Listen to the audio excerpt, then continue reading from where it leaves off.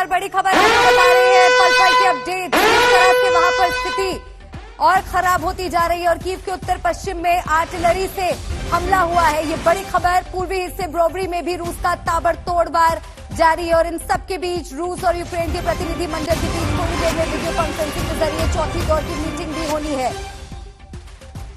Kyiv के उत्तर पश्चिम में artillery से हमला हुआ है और धीरे धीरे कीव की ओर रूसी सेना का काफिला बढ़ता हुआ। कीव के आसपास के शहरों की पहले घेराबंदी होती है, उसके बाद ताबड़तोड़ हमले अलग अलग शहरों पर किए जाते हैं।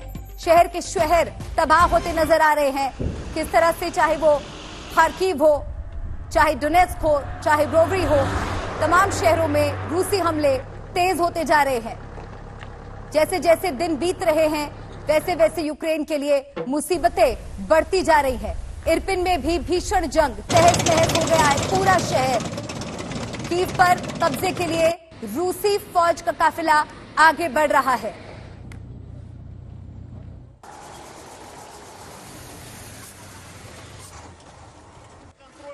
हमारी सहयोगी श्वेता सिंह, जो कि लगातार बैटल ग्राउंड से खतरनाक कवरेज कर रही हैं, पल पल की अपडेट्स आप तक पहुंचा रही हैं, वो हमारे साथ जुड़ गई हैं। सीधा उनसे बात करते हैं और जानते हैं कि इस वक्त वहां पर स्थिति कैसी नजर आ रही है।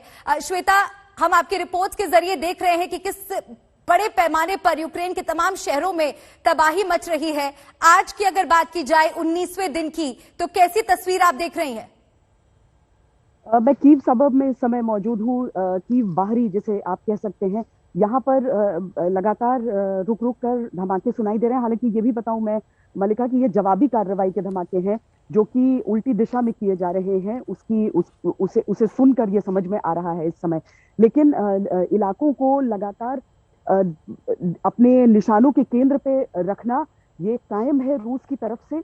और जिस तरह से हमले इन सभी क्षेत्रों में हो रहे हैं और रूस की सेना आगे नहीं बढ़ पा रही है इन इलाकों से होते हुए कीव शहर की ओर, इस वजह से एक विश्लेषण ये भी है कि इस वजह से जो हमले हैं, जो हवाई हमले हैं, उनमें तेजी देखी गई है। उनमें हम देख रहे हैं कि इजाफा हुआ है।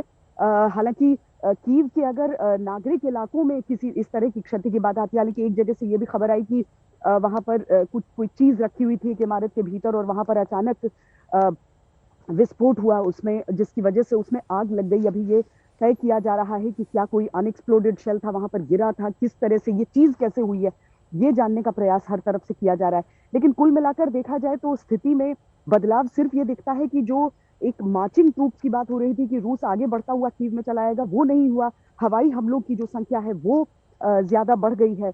लेकिन यूक्रेन की तरफ से जवाबी कार्रवाई भी चल रही है। और इसीलिए जब हम देखते हैं कि जो घायल सोल्जर्स हैं उनसे मिलने के लिए जेलेंस्की जाते हैं अस्पतालों में, तो वो भी इस बात को अच्छी तरीके से समझते हैं कि जो मोराल है उनकी ट्रूप्स का भी ऊंचा है। रूस 48 घंटे या फिर 4 दिन या 1 हफ्ते, कितने दिनों में वो नियंत्रण कर लेगा, कीव तक पहुंच जाएगा, ये बहुत सारी चीजें, बहुत सारे दावे किए जाते थे। लेकिन अगर वो नहीं संभव हो पाया है तो वो एक लड़ने की क्षमता के कारण ही, हथियार बहुत सारे भले ही आ गए हों लेकिन किसी भी तरीके से सैनिकों की वो संख्या नहीं बढ़ी थी जो कि प्रशिक्षित हो। तो अगर ये जो यूक्रेन की सेना जो कि रूस के सामने उसकी संख्या के हिसाब से कोई बिसात नहीं है, या फिर जो अनट्रेन्ड मिलिशिया है, वो सब मिलकर अगर रोक पाने में रूस को कामयाब हो रहे हैं तो उनका मोराल ऊंचा रहता है। और राष्ट्रपति अगर जाकर मिल लेते हैं अस्पतालों में उनसे, उनकी टिकट्स पर जाकर उनके साथ कुछ देर के लिए खड़े होते हैं, तो ये दिखा रहा है कि यूक्रेन में जो पलटवार है उस पर इस समय कितना गर्व ये महसूस कर रहे हैं और जमकर लड़ रहे हैं। लेकिन हवाई हमलों का इनके पास कोई जवाब नहीं है। और इसीलिए जब हवाई हमले, जो आसमान के रास्ते से ये गोले गिर रहे हैं, तो सिर्फ और सिर्फ नेटो से ही ये गुहार लगा सकते हैं कि इसे नो फ्लाई जोन घोषित किया जाए। श्वेता, आप बहुत बहादुरी के साथ वहां पर डटी हुई हैं और आपके माध्यम से हम यूक्रेन में पल पल बदलते तस्वीर को देख पा रहे हैं।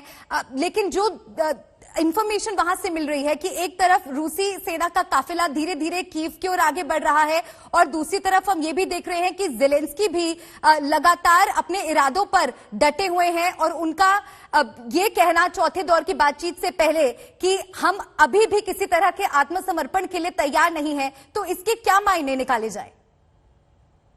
देखिए, वो चाहते हैं कि इसका जो नतीजा है वो निकले बातचीत की टेबल पर, लेकिन इसके साथ ही अगर वो ये पूरी तरीके से कह देंगे कि अब हम युद्ध विराम अपनी तरफ से करते हैं, आप अपनी जगह पर रुक जाइए, और अगर वो ये चीजें नहीं कहें कि हम अच्छा मुकाबला दे रहे हैं, तो उसका सीधा मतलब होगा कि बातचीत की मेज पर इनका जो बार्गेनिंग पावर है वो बहुत ज्यादा घट जाएगा। इसीलिए वो एक तरफ अपनी आक्रामकता दिखाते हैं, अपनी बातों में वो गर्मी रखते हैं, रूस को बार बार ये कहते हैं कि इससे बुरी हार आपने नहीं देखी है, बार बार ये कहते हैं कि यूक्रेन ने जो ये अजेय होने का जो भ्रम था रूस का, उसे तोड़ दिया।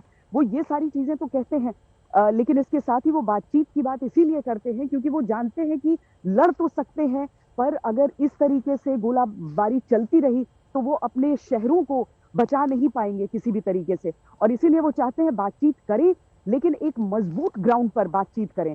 लेकिन मुझे नहीं लगता कि रूस इस चीज के लिए तैयार है। रूस पूर्ण समर्पण चाह रहा है यूक्रेन का, चाहे उसे कितना भी समय लग रहा है।